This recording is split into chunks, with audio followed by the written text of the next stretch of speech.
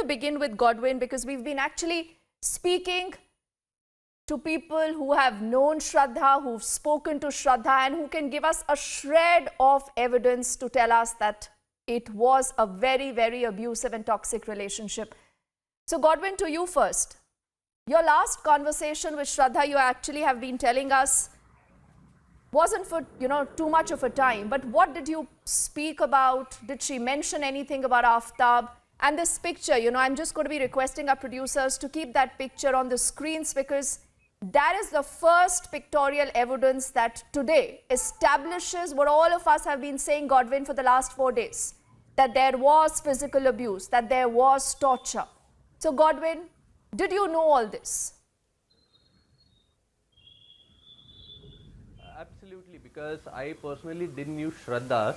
This happened way back in November 2020 when one fine day we received a call that a female is requesting for help and she needs immediate help because she has been tortured and her live-in partner, who was Aaftab, happened to choke her to death.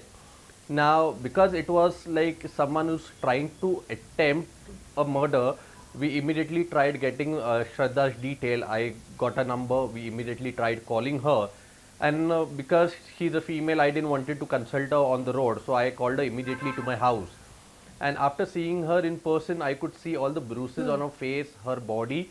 And because her complexity is fair, so you could easily see all the abuses on her neck, on her lower waist, on her face. As soon as we contacted her, I got to know who Aaftab is, what happened exactly. Later on, she narrated the entire ordeal, what happened inside the room, where she said this is not the first instance where this physical abuse had taken place. However, this was her saturation point way back in November 2020 when he tried to choke her to death and she somehow managed to escape the room. And the first point of contact she had was to call her office colleague. Immediately when she called her office colleague, they happened to get in touch with my brother, who was that time working in the same organization, but we did not personally knew Shraddha. Now, because I was in the house at the same time, my brother asked me to go ahead and help this female because it was a case of domestic violence. But after getting in touch with Shraddha, the ordeal that she narrated to me, it was a clear attempt to murder. So what we had to do is we had to react on the situation because she was in fear and she was in pain. So I had to immediately call up one of my close friend, Rahul Rai, and we happened to rush her immediately to Lynch police station at Nalasupara East, where we had registered NC against Aaftab. Now, because I was not closely related to her and I couldn't influence her in a statement, so we were kept aside where she could narrate the entire situation, what happened in her house, to the police, and that was being documented. A copy was surrendered to Shraddha. Immediately when we walked out, I asked her, do you want to go home? And she was not in the condition to go home. She was in that fear that if she goes home, she might be tortured or something wrong might happen. So I eventually got her to my own house. After getting her to my house, I happened to console her, talk to her, in whatever way I could help her. I was trying to get all the information out. And slowly and steadily, when we started talking, I got to know that Aaftab has been a repeated offencer of physical abuse.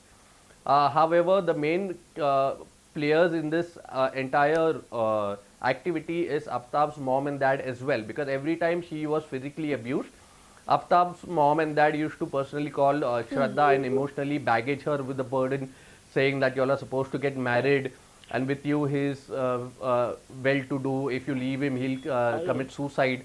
So give him an opportunity. And because of that, she used to just let go of him and give him another opportunity again. And that same day when this happened, in front of me, Aaftab's mom and dad tried to get in touch with her and called her to Vasai West, where they usually used to live. And I had asked her to share her WhatsApp live location so that if anything goes wrong, we can immediately react to it. And that night when she had shared her live location, her phone was switched off. Eventually when the phone was switched off, even I happened to get panicked.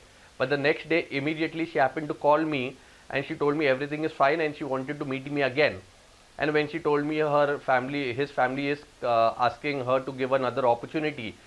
So I, in fact, thought of I being a male, she won't Okay. be able to share all the trouble that she had gone through, all the physical abuses. So we immediately took help of Rahul Rai, which is one of my close friend, and we took her to one of the females who does women empowerment and helps female with all the problems that they come across in day-to-day life. Her name is Poonam Godwin. Bidlani, and we spoke to her. Where Poonam happened to speak to her. Yeah, you You can know,